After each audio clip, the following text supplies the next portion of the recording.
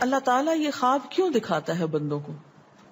اور یہ ایک ایسا عمل ہے کہ جو انسان جس پہ قابو نہیں پا سکتا، جو انسانی ڈسکوری سے باہر ہے کہ ایسا کیوں ہوا. آپ دیکھیں کہ انسان دو چیزوں کا مجموعہ ہے، ایک اس کا جسم ہے اور ایک اس کی روح ہے.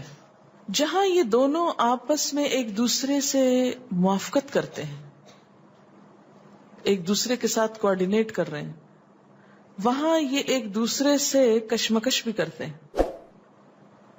بعض اوقات جسمانی خواہشات روح پر غالب آ جاتی ہیں، بعض اوقات روحانی کیفیات جسم پر غالب آ جاتی ہیں. عام طور پر دن میں جب ہم دنیا کے کام کر رہے ہوتے ہیں تو ہمارا جسم ایکٹیو ہوتا ہے، اور اس کا نتیجہ کیا ہوتا ہے کہ روح کی جو کار فرمائی ہیں وہ ذرا لو ہو جاتی ہیں. رات کو جب ہم سوتے ہیں اور جسم ہمارا بالکل بے حس ہو جاتا ہے تو پھر روح جو ہے وہ ابھر کر آتی ہے، اس کی کار فرمائی بڑھتی ہے، وہ زیادہ ایکٹیو ہو جاتی. پھر آپ کو قرآن کی وہ آیت بھی یاد ہوگی کہ جس میں اللہ تعالیٰ فرماتے ہیں کہ جب انسان سوتا ہے تو ہم اس کی ایک روح لے لیتے ہیں، جس کو زندگی دینی ہوتی ہے وہ واپس لوٹا دیتے ہیں، ورنہ جو دوسری باقی ہوتی ہے وہ بھی لے لیتے ہیں. اب یہ جو روح نکلتی ہے نا ایک ہمارے جسم سے، تو یوں لگتا ہے کہ جیسے وہ مختلف جگہوں پہ وانڈر کرتی ہے، یعنی گھومتی پھرتی ہے، اور بعض اوقات دور دراز پہنچ کے مثلا کسی مردے سے جا ملاقات کرتی، کیونکہ روح تو ایک لطیف چیز ہے نا. جب ماں کے پیٹ میں بچے کے اندر آتی ہے تو کوئی پتہ نہیں چلتا، جب نکل جاتی ہے تو کوئی پتہ نہیں چلتا. اسی طرح روح دیواروں کے پار بھی چلی جاتی ہے. قرآن پاک میں آتا نا کہ اینما تکونوا یدرککم الموت ولو کنتم فی بروج مشیدہ، یعنی اگر بالکل ساؤنڈ پروف اور ہوا پروف جگہ پر بھی کوئی چیز رکھ دی جائے تو کیا ہوگا؟ روح وہاں سے بھی نکل جائے گی. یعنی روح کے لیے یہ مادی چیزیں رکاوٹ نہیں ہے. اب آپ دیکھیں جو لوگ مر جاتے ہیں بعض اوقات آپ کی ان سے ملاقات ہوتی اور آپ کو یوں لگتا ہے جیسے آپ ان کو چھو کر آئیں، اور ایسا ممکن ہے کہ وہ جو سوتے وقت ایک روح آپ کی نکلی وہ ٹریول کرتے کرتے اس مقام پہ جا پہنچی جہاں وہ مردہ روح تھی، اور اس نے اس سے جا کر باتیں بھی کی، کچھ میسج بھی لیے، کچھ اور بھی. تو اس سارے کو ہم واضح طور پر نہ جان سکتے ہیں، اس کی حقیقت نہ سمجھ سکتے ہیں، لیکن بعض خوابوں کو انٹرپریٹ کرنے میں یہ چیز آپ کو مدد دے گی کہ ایسا کس طرح پاسبل ہے. آپ اپنے بستر پر لیٹے ہوئے اور روحانی طور پر آپ خواب میں آپ کہیں اور پہنچے ہوئے. بعض اوقات آپ دیکھتے ہیں کہ میت آپ کو کوئی چیز دے رہی ہے، میت رو رہی ہے، میت خوش ہے، آپ اس کو دیکھتے ہیں وہ بڑے باغ میں بیٹھی ہوئی ہے. یہ آپ نے کہاں سے دیکھ لیا؟ آپ تو بستر پہ لیٹے ہوئے تھے. تو وہ جو ایک شعور سوتے وقت نکل جاتا ہے، جسم سے الگ ہو جاتا ہے، وہ ٹریول کر رہا ہوتا ہے ایک طرح سے، اور وہ ایسی جگہوں پر اللہ کے اذن سے ہی پہنچ جاتا ہے اور اس کو وہاں کی معلومات مل جاتی ہیں. اچھا آپ کو یاد ہوگا وہ قصہ جو شہیدوں کا واقعہ میں نے آپ کو سنایا تھا، عراق میں جو صحابہ کرام کی قبروں میں سے ان کو نکال کر دوسری جگہ پر دفن کیا گیا. آپ نے دیکھا کہ مستقل کنٹینیوسلی 3 دن خواب آیا ایک شخص، جب اس نے اگنور کیا تو بادشاہ وقت کو خواب آیا، مفتی اعظم کو خواب ہے، اور مسلسل خواب میں وہ اپنا میسج کنوے کر رہے ہیں کہ ہمیں وہاں سے نکالو، ہماری قبروں میں پانی آ گیا. اور یہ بالکل سچا واقعہ ہوا، دنیا نے جس کا مشاہدہ بھی کیا. تو پھر آپ اس کو کیسے انٹرپریٹ کریں گے؟ وہ شہداء کہاں ملے تھے؟ تو بات یہ ہے کہ جیسے ہماری روح ٹریول کرتی ہے، کہیں ایسی جگہ جا پہنچتی ہے، تو ہو سکتا ہے کہ وہ اس مقام تک جا پہنچی ہو. یہ شہیدوں کی روح تو آزاد ہوتی ہے، ان کو اجازت مل گئی ہو کہ وہ ان لوگوں کی روح سے جا ملے، کیونکہ سجین قید خانے میں تو ہوتی ہے نا وہ روح جس کو مجرم روح جو ہوتی، لیکن جو مومن کی روح ہے، خاص طور پہ شہداء کی روح ہے، تو جنت میں کیا کر رہی ہوتی ہے؟ گھوم پھر رہی ہوتی، کھا پی رہی ہوتی.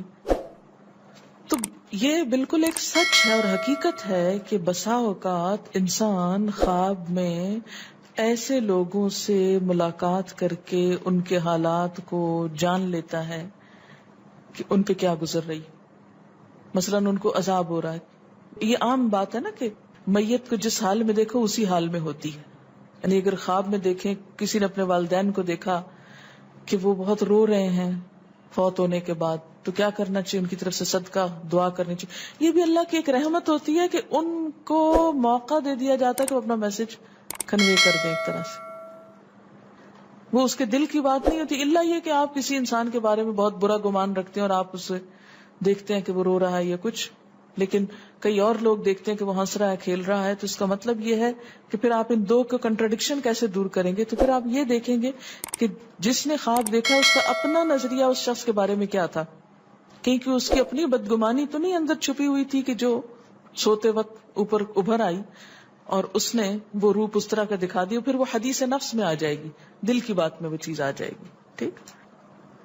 تو نبوت کا جیسے انبیاء علیہ السلام کو کچھ غیب کی خبریں دے دی جاتی تھی، اسی طرح عام انسانوں کو خواب کے ذریعے کچھ غیب کی خبریں دے دی جاتی ہیں. لیکن کسی بھی خواب کے سچا ہونے کی آپ کوئی دلیل نہیں رکھتے. ایز سچ واضح بات یہ نہیں کہہ سکتے کہ میں نے جو خواب دیکھا وہ بالکل سچ ہو جائے گا، یہ آپ دعویٰ نہیں کر سکتے.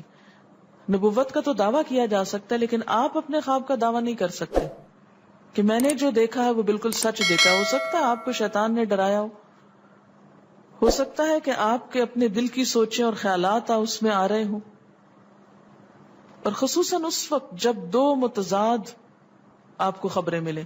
مثلا ایک شخص آپ کے پاس آتا ہے، وہ کہتا ہے کہ میں نے آپ کے بارے میں بہت اچھا خواب دیکھا.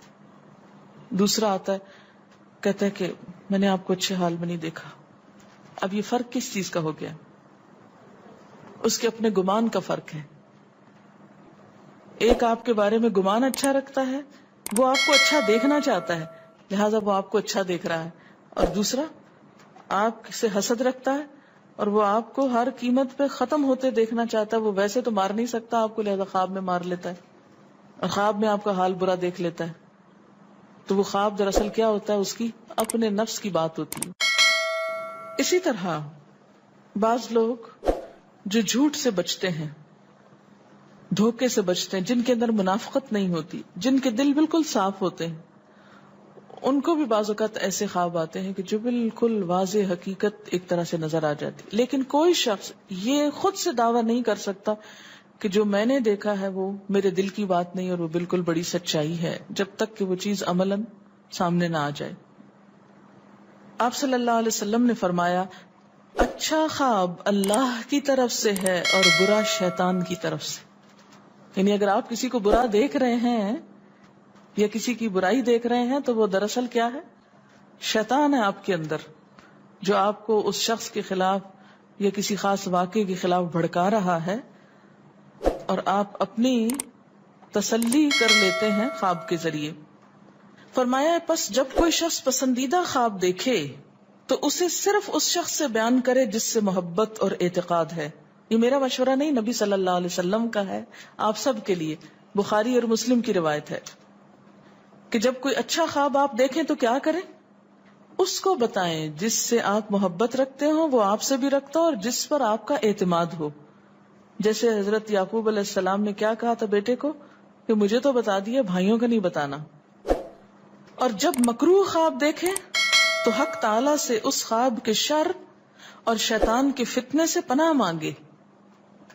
جب برا خواب دیکھیں تو اس خواب کے شر اور شیطان کے فتنے سے پناہ مانگے کہ شیطان بہکانے لگا انسان کو. اچھا آپ دیکھیں کہ بعض اوقات یہ ہوتا ہے کہ جسے ہمارا کسی سے اختلاف ہوا ہے، عقیدے میں، گھر کے جھگڑے میں، کسی ذاتی اس میں، تو ہم کمزور ہوتے ہیں، مجبور ہوتے ہیں، اس کو کچھ کہہ نہیں سکتے. تو پھر ہم بعض اوقات اپنی تسکین کیسے کرتے ہیں؟ خوابوں میں کرتے ہیں. مثلا ایک لڑکا کسی سے شادی کرنا چاہتا ہے اور وہ کر نہیں پاتا، اس کو وہ رشتہ مل نہیں رہا، تو وہ خواب میں دیکھتا ہے کہ اس کی شادی اس سے ہو گئی ہے، اس لڑکی سے. تو بعض خوابوں کی نوعیت بس صرف اتنی ہوتی، اس سے زیادہ اس کی حقیقت نہیں ہوتی. اچھا بعض اوقات جیسے کسی سے ضد ہے، عداوت ہے، دشمنی ہے آپ کی، اب آپ اس کو خواب میں برا دیکھ رہے ہیں، اس کی برائی دیکھ رہے ہیں، تو یہ دراصل کیا ہے؟ شیطان کا شر ہے جو آپ پہ غالب آ گیا ہے. آپ اس کی برائی چاہتے ہیں، ویسے کچھ کر نہیں پاتے، مجبور ہیں آپ، تو آپ